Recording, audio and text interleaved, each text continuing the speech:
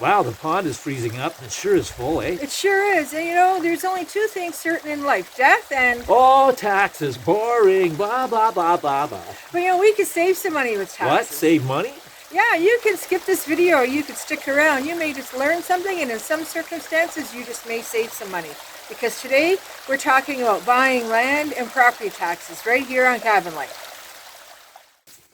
Hey folks, I'm Glenn. And I'm Maureen. And today we're talking property taxes. We've got some questions we're going to cover, and we're going to try to answer some of those questions. This could be just the information you need if you're buying land. Today we're going to cover some of the questions like, what are taxes anyways? Why are they used and charged? And how do people pay them? What are the calculations? Where do they apply? Where don't they apply? So we're going to cover all that kind of stuff. And will my buying the land affect the property taxes, and will they go up after we do buy it? Some of the info today is from things that we've learned over the years buying land and from my extensive career in property assessment. And some of the info is from as a result of some research that we've done to provide some updates for you. When you first buy land, there's the initial tax that you pay on the sale of the property. Yeah, that's the land transfer tax, and in some cases there's also a sales tax. Now, in all the different areas, the calculation of the property tax is very similar, but there's little differences from area to area, so we recommend that you research the taxes in the areas that you're looking to buy land. You know, when looking for land, some people, since they're just sick and tired of paying such exorbitantly high taxes in the location where they currently live, kind of search for that, place where they can have a bit of relief from those high taxes and search other localities.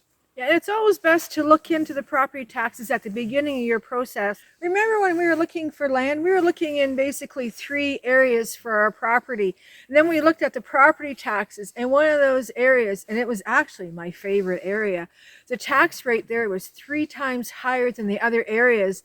So that downsized our area of search pretty quick, eh? It eliminated a piece of geography right off our search list, yep. Well, let's start with some basics. What are property taxes anyways, and why do we pay them? Property taxes help pay for the services that the municipalities offer, like the community centers, the policing, the libraries, the people in the municipal office. Those are all covered by the property taxes. Plus there's the education tax, which the municipalities collect to help pay for the school boards. So if you expect to have services where you live, you can expect to pay taxes. That's right. In unorganized townships, it's done a lot different than in the organized townships, and we're going to cover that in more detail in a bit. Let's get some coffee. Sounds good.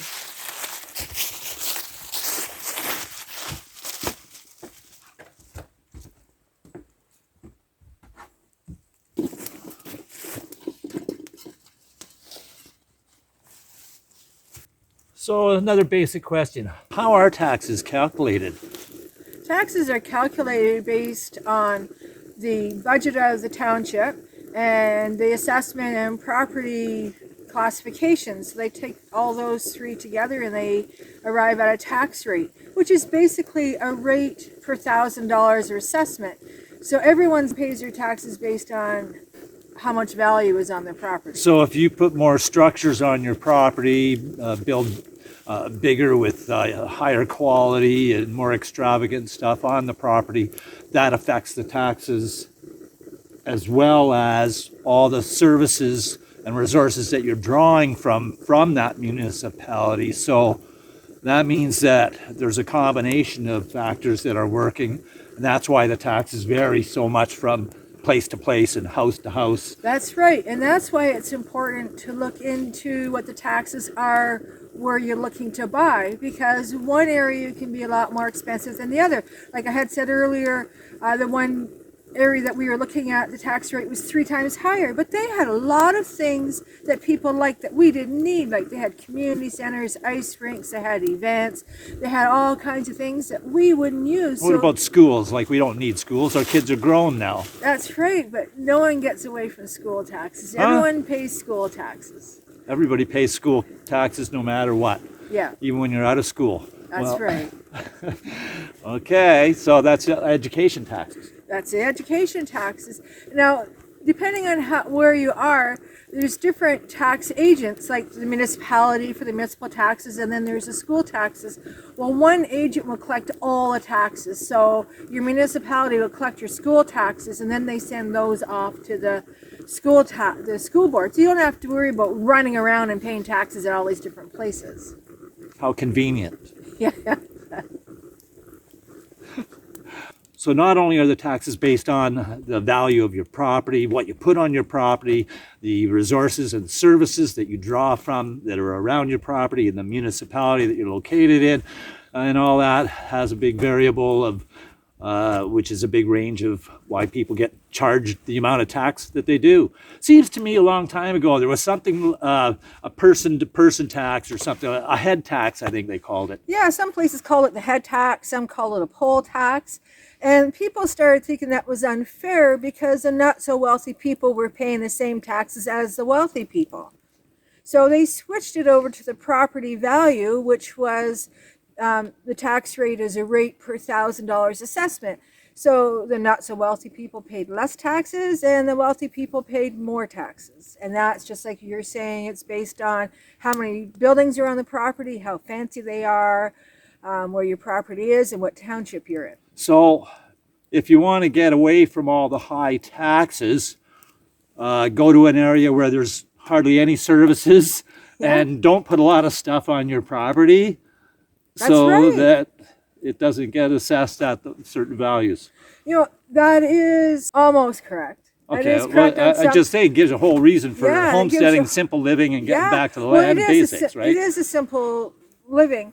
In some places, because there's so little services, and that kind of drops down the cost. You could have your garage and all your extra things because the tax rate's so low. But you go into the other areas where they have higher tax rates, you could have the same thing if you're paying 3 times, 4 times as much taxes. Totally different story. Also, seems to me, I recall a place where it was a nice lake. It was a large lake, and it was a place for people just to get away and put a nice little cottage up and whatnot. And some movie stars, millionaires, moved onto the lake and built, $1 million mansions and, in fact, $1 million boat houses. And so, I mean, so the property taxes went sky high on those lakes, correct? They did. And didn't it affect all the other values on that lake too? It does affect the values. It's kind of a long thing, but what happens is because the millionaires go on the lake, they make it more attractive to more millionaires, so people are willing to pay more for the properties, so the market value goes up. Market value goes up. So then it makes the market value on that lake go up. And again, the buildings and that still have a certain amount, but it's the market value that increases. So if you have someone who has a basic cottage on this big millionaire lake now, they're still going to be paying less because of the buildings, but they're going to be paying more because of the market value. So it's a little bit of a money game, calculation game there, figuring out what's going to affect the taxes. So with all the rules, restrictions, stipulations, regulations, all the stuff that you can and can't do on your property, and that affects values and stuff that people do, that's in the organized municipalities. And generally, you pay higher taxes in those organized municipalities. Those are places with administration offices and all the services and whatnot that you can draw from. That's right. But in the wilderness where we live, remote areas, especially right here in Ontario, Canada, it's an unorganized area, and the administration buildings and all the infrastructure isn't the same as near the more populated areas. So is there tax breaks for us? There's kind of tax breaks for us. Yeah, our taxes are lower, but we have a lot less services, right? Here in Ontario, in the unorganized areas, the provincial land tax covers the cost of the police, the ambulance, the highways, and any services that are essential that we need. And then we have the local roads board, which is responsible for our local roads, not the highways, but just our local roads. And then in some areas, they have the service boards where there are unorganized areas, where there are community centers, fire departments, libraries, and all that. So we still pay education taxes. But we still pay education taxes. In unorganized areas, there are some really nice villages. They have services almost equal to organized municipalities. And I used to always wonder why they have all these services like community centers and really nice roads and the police there and ambulance service, medical centers. Now, why do they have those but they're not organized? What I found out was historically, back in the days when there was a mining boom and a logging boom in Ontario, way back like in the early 19th century, the companies, to keep their employees around, they made villages. They gave all the services and that so the people would stick around. And then when the mining closed up and when those logging areas closed up, all these people that lived there and had established their lives in these villages, there is no one paying for all these community centers and the roads and all of the stuff that they had. So the province of Ontario stepped in and they created the provincial land tax and they set up service boards and the local roads board, and taxes started getting collected. Where before the people didn't pay taxes because those companies paid for everything. Now the people had to pay provincial land tax, service board and all that, and they still there.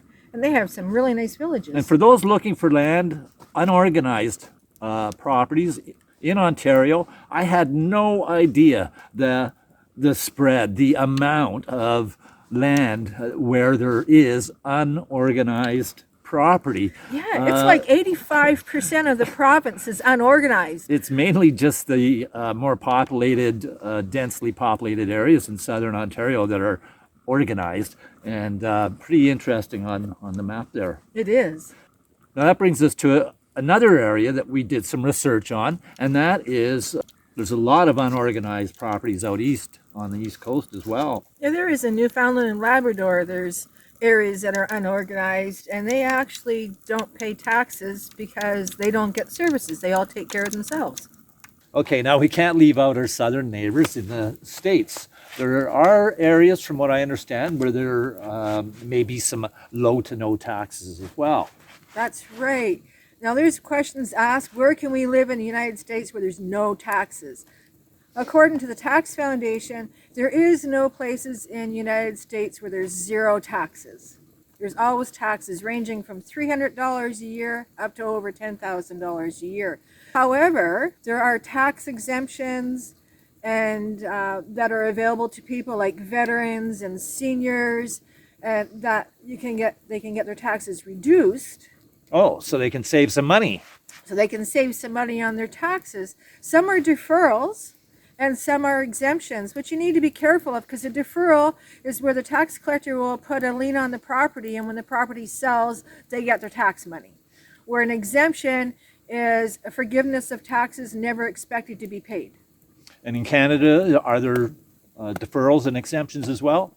There's a few deferrals in Ontario, mostly exemptions. So if you get an exemption, your taxes aren't due, they're forgiven. Now, there was something called the Homestead Act, which I think is still active in some provinces as well, right? It is. The Homestead Act really isn't on taxes. What Homestead Act is, it protects a person who's into financial hardship. Okay. Where it will protect people. They can apply for the homestead protection, and they're protected from their debtors coming and getting their land on their principal property, on the house where you live. So this was a measure that was put in place to protect homesteaders that were new on the land and needed several years to get themselves situated and set up so that they were self-sufficient and productive, right? Right. And so if they had to borrow money for their tractors or farm equipment, buy, this and that, that they wouldn't have to worry about having a lien on their property and have it foreclosed. That's right. And It's changed a little bit nowadays, but that still applies, but it's mainly to the property mortgage, to the land.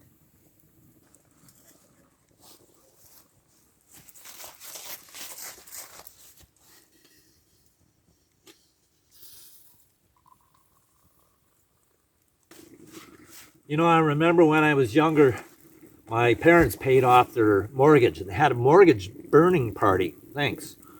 And everybody was so happy. They paid off their mortgage and they burnt those papers. And I thought to myself, yeah, that's awesome. They are now free and clear. No more payments to the bank. They don't owe anything on the land. It's their land to own, free and clear. Only to find out later on that actually they still had to pay the tax bill every year. So, you know, in essence, after you've paid your land off, you don't really own your land. You've got to pay a tax on that land every single year. So, in essence, it's almost like renting. I mean, you just watch what happens if you don't pay your tax bill, right? Right. It's like you own your land as long as you pay your taxes. So your deed is your right to use the land, and your taxes are your right to keep it. So I guess that's one way of looking at it, that you can't escape that. So hence the saying, only two things, you know, in life for certain, that's death and blah, blah, blah. Taxes. You know, that brings up a good point about when you're saying if someone's property gets foreclosed because they didn't pay the taxes. What's interesting is that in unorganized townships, in Ontario anyway, if someone's property gets foreclosed because they didn't pay their provincial land tax, it reverts back to Crown land. Back to Crown. The province doesn't do a tax sale. If the school board says, oh, they haven't paid their school taxes, they can do a tax sale.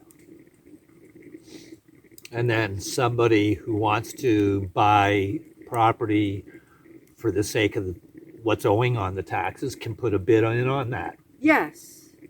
Now, the way that the tax sales rules go in Ontario is the municipality puts them up for sale, and it's like a bidding, right? They put it up for auction. Is that the Gazette? That's the Gazette in Ontario. And the municipalities usually put it in their newsletters so that these are the properties that are up for sale. They're advertised in newspapers and sometimes in magazines. Another way to save money on taxes. That's right. So you can look for properties that are for sale for taxes. Now, they don't sell for the amount owing on the taxes. It's actually a tender. Okay, so that's a starting point maybe? Yes, they'll advertise what is owing, which is the taxes, the lawyer's fees for doing the tax certificates, and all the administration fees. So a lot of times there's a few $1,000s added in there on top of the taxes. Okay, so you need to do a little analysis on what the property has, what it doesn't have, what's owing on it, all that kind of stuff, so that you can put in an educated bid and be competitive on the market. Right? That's right. There was one property I kept my eye on. We weren't looking to buy it, but I was just curious to see how the process worked. The taxes owing were $700. And I thought, geez, we could go buy that house. $700. And it seemed like a shame to lose land for the sake of $700. And I thought, oh, someone's going to put a bid on that. And I didn't worry about it. Someone bid $701. And they got a house for $701. Now there's other areas where were taxes saved for $1,000, $1,500 or whatever, and then people bid on it because they knew it was worth $50,000, $60,000, $100,000 at the time. That it was a good investment. That was a good investment. So people may have bid $35,000, $40,000, $50,000 or the market value because they like the house in the area. So you could get a wide range of a deal or just a good price on tax sales. So another common question that we've had is, will my property taxes change once I've made the purchase of the new land? That's a really good question, and the answer is rather broad. It depends on the property. We've seen it a lot of times where a person puts a property up for sale, but before they put it up, they renovate it, they fix it all up, and they make it look really good. they could possibly change the market value. Now, so when a person buys the property and the property assessor comes out to review the sale, if they find improvements to the property, then that could cause the taxes to go up after you buy it compared to what it was when the previous owner owned it.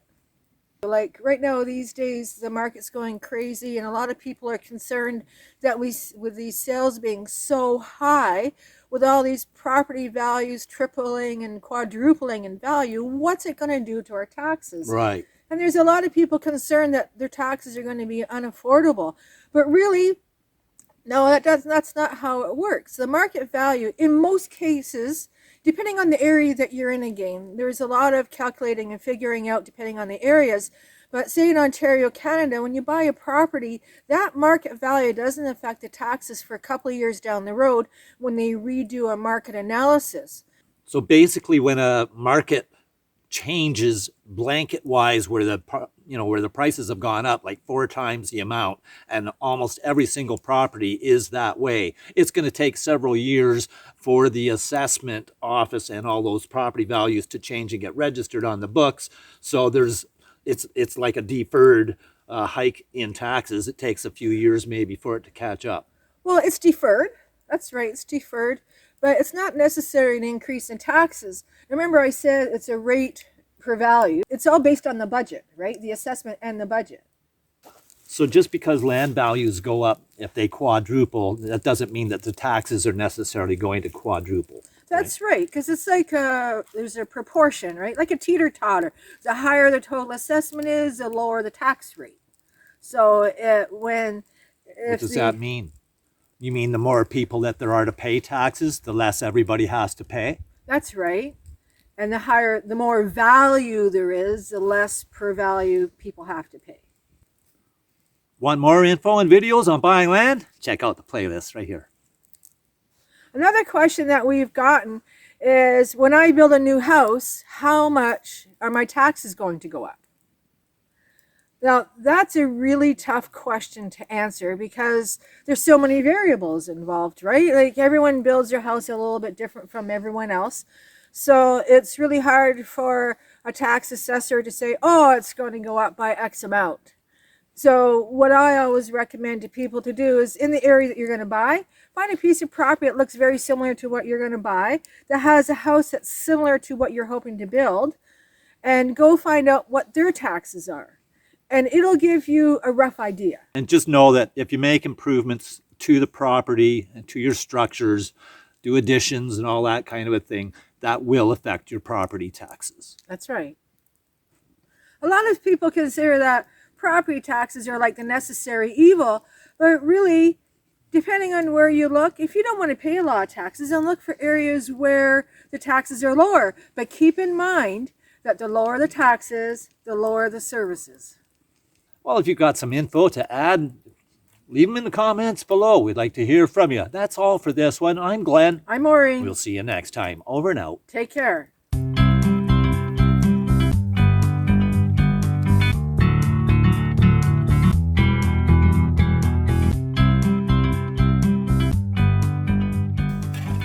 Hey, Maureen, you like paying taxes, don't you? Oh, I love paying taxes.